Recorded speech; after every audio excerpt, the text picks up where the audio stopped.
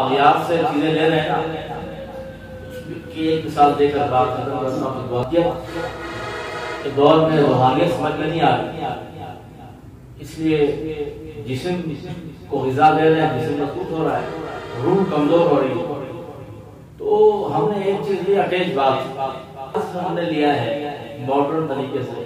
ہمارے پیچھے چلے جائیں، ہمارے جو اسلاف تھے، بزرگ تھے ہمارے، آج بھی گاؤں دیہات میں چلے جائیں تو واش روم باہر ہوگا، گھر میں واش روم نہیں ہوتا، لیکن اس سمے ہر ایک کی خواہش یہ ہوتی ہے کہ ایک بات ہے، سہولیات کی عادی ہو گئے نا، سہولیات تو ہم نے لے لی لیکن کتنی بلائیں لی ہیں آپ کو۔ واش روم جانے کی دعا جس کو یاد ہوگی اسے پتا ہوگا، اللہم انی اعوذ بک من الخبث والخبائث۔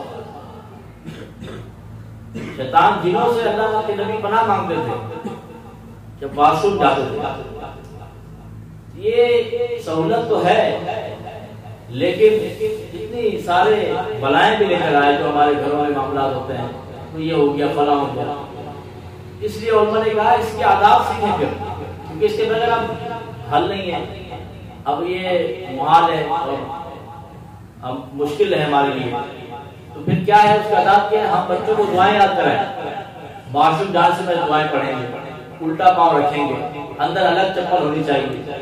ہم شوز یوز کرتے ہیں تو آج سردی کا موسم ہے تو شوز اتارنے کی زحمت کریں تاکہ اس کی برکت کیا ہوگی، شوز اتاریں گے ساکس بھی اتاریں گے، ساکس اتاریں گے برکت کیا ہوگی، آپ واش روم جائیں گے تو وضو بنائیں گے آپ۔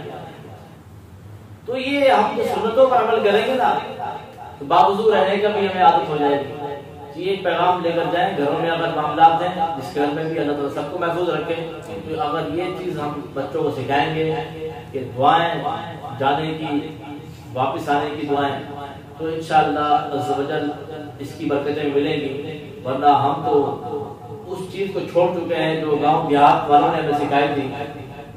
پہلے تو ہم سمجھتے تھے کہ یہ ماڈرن ہو گئے ہیں، وہ دیہاتی لوگ ہو گئے ہیں، لیکن ان لوگوں نے کیا سکھایا تھا؟ اپنے دیہات میں اندر مسجد بناتے تھے، جائے نماز ہم نے اپنے گھروں میں نہیں بنائی اور اپنے گھروں کے اندر واش روم لے آئے۔ بات سمجھ رہے ہوں گے آپ کو؟ تو یہ اس طرح سے ہم تو سہولیات دے رہے ہیں اغیار سے، لیکن جو جراثیم آ رہے ہیں وہ خطرناک آ رہے ہیں۔ تو جراثیم سے بچنے کے لیے پھر حل ہے۔ آخری بات کیا ہے؟ ایک جراثیم موبائل کی صورت میں ملا ہے جو آج کل بچوں کا فیڈر ہے۔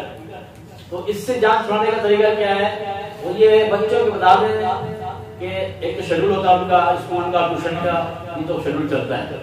اس کے علاوہ شیڈول یہ بتائیں جب بھی اذان کا وقت ہو تو موبائل رکھ دینا ہے، نماز پڑھنی ہے، بچہ ہے تو باجماعت نماز پڑھے، کیونکہ قرآن یہ کہتا ہے ان الصلاۃ تنہی عن الفحشاء والمنکر، بے شک نماز بے حیائی اور بری باتوں سے روکتی ہے۔